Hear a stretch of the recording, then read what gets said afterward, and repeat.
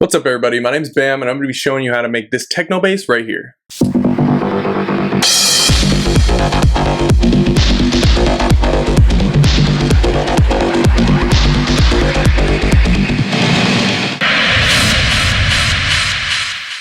Now that you know what it sounds like, let's open up Serum and show you how to make it. Alright, so here's Serum. I'm going to open it up nice and big for you guys so you can actually see everything. Now that we got this open, I'm going to turn off everything that we've got going on in here, just so you can see from start to finish how it sounds. Right from the beginning, you want to leave the saw wave. I really like using saw waves just because they have a great sound from the get-go.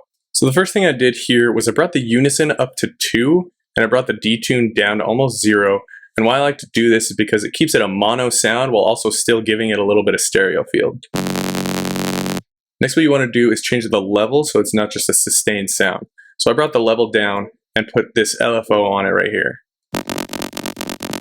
Next, we're going to be FMing from B, and we're going to click FM from B right here and have it at 42%. So you're going to want to use basic shapes. Click here, go to analog, and there it is. This last wave is the one that I use, but we're also going to be modulating a little bit. Click here and go to bend plus minus, and you're going to go to about -67%. What this does is it bends the wave a little bit and it articulates the sound differently. Keep this oscillator at 0% so that it's just affecting our main oscillator instead of putting its sound through. Next thing you want to do is have the octave set up 2 and the semitones up 7. Adding 7 semitones adds a harmony to this, whereas without it, it doesn't sound quite as good. And here's what it sounds like with just 0 octave.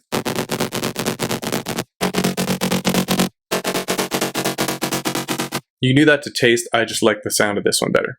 Next, we're going to add a filter. Any low pass will work, but I really like the French low pass for this one. Cut off at 122 Hertz, resonance at 36, drive at 21, and boof at 18. All right, now this is what that sounds like. For the filter, we actually have an LFO modulating the cutoff.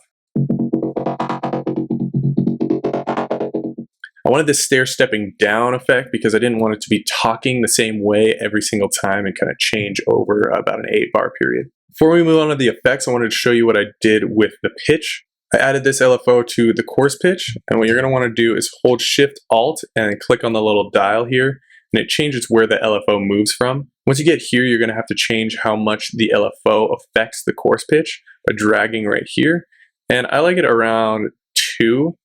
This basically changes what note plays at the top of this LFO right here.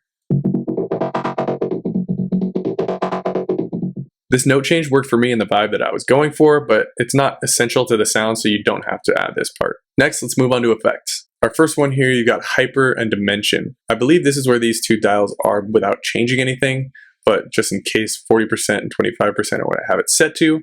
Also, I have unison to 2.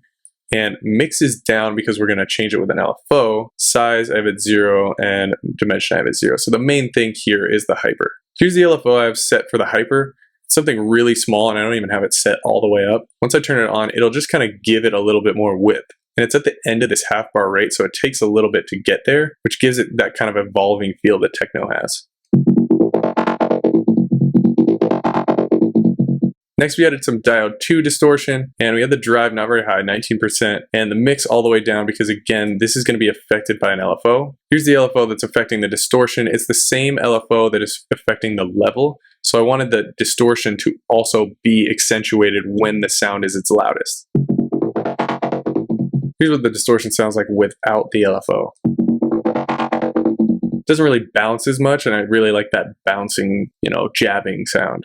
Next, we're going to add some chorus. This is just another thing that adds width, rate at 0.08 Hertz, delay at 5.10, depth at 26, feedback at 10%. I think this is just where it comes on its own, and mix at 18%.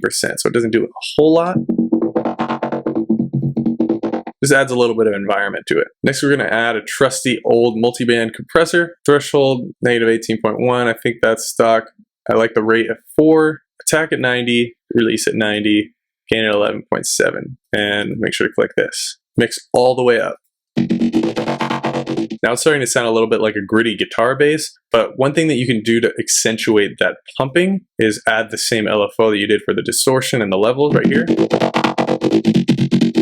and it'll have that same effect. But I think the distortion for me was enough to add this LFO to, so I didn't add it to the compression. Next we've got delay.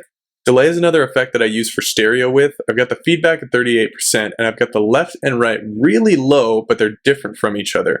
When they're different from each other, it tricks your brain into thinking that something's wider because they're not ticking on each ear at the same time. I didn't change the EQ of the delay. I like all of the frequencies coming through, but if you just want, the mid frequencies in there, that works too.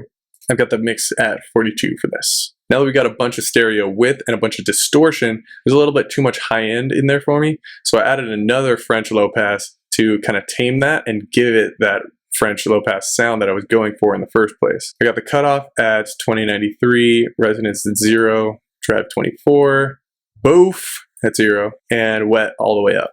So we got another LFO on the cutoff for this French low pass. It's the same one as before. We're just going to unbypass it. It's the same one that we used right here. This again accentuates the talky characteristic of the bass. Wait a second. If you were following along and it doesn't sound the same as mine, I just realized I have an audio effect rack on here, so I'm going to turn that off. This is what it sounds like right now. So definitely not quite as saturated, but I'll show you that after. Next we're going to add some reverb. I have it set to plate, size at 35, pre-delay 31, low cut down at 0, high cut 35, damp 25, and I think this width was at 20. The mix is 28%, and this is what it sounds like with the reverb.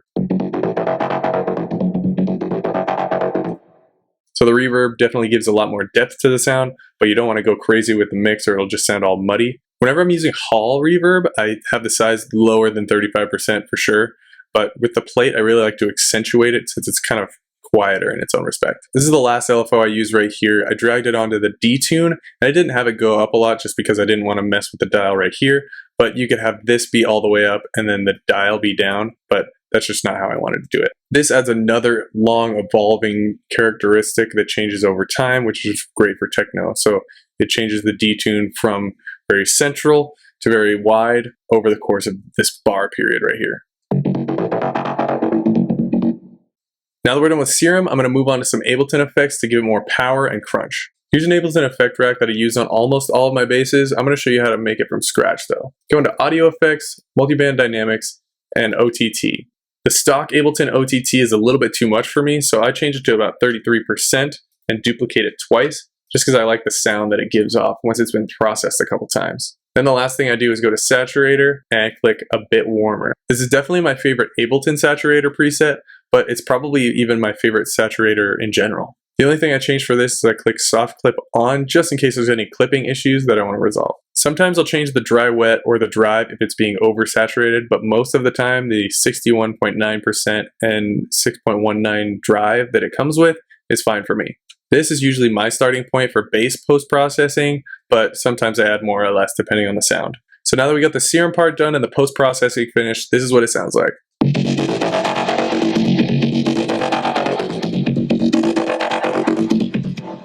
The only things I really added for the preview was a kick, a crash, a sub bass, and some other effects just to kind of fill it out.